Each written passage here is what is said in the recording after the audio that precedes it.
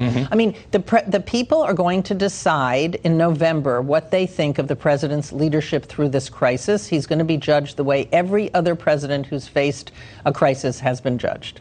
I think all of us need to rise to the occasion, and in many cases that's not happening, either on the political side or on the media side. But as you both have said, there has been some good, solid journalism. A cultural note here. It was actually in that same hour Wednesday when we found out the NBA was suspending its season.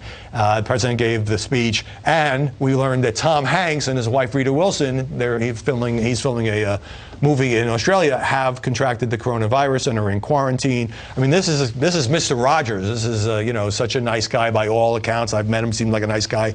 And is he now, Buck, kind of there's a picture of them, is he now kind of the face of the crisis? Because most of the victims aren't very well known.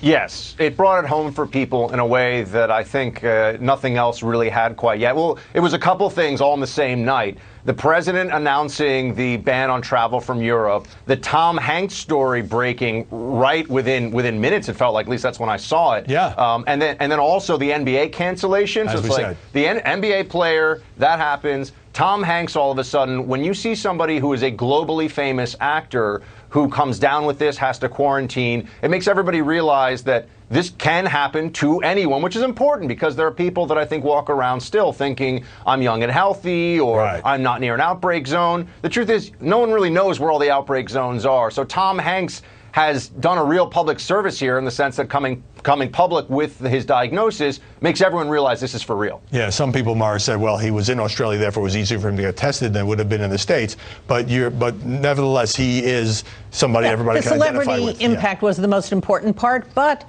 it allowed journalists to say, hey, what's Australia doing that's different than we are? Because the prime minister there did such a bad job on the fires, he made really sure he did a better job and was much more proactive on the pandemic. Well, we wish Tom Hanks and Rita Wilson well, needless to say, and thank you both.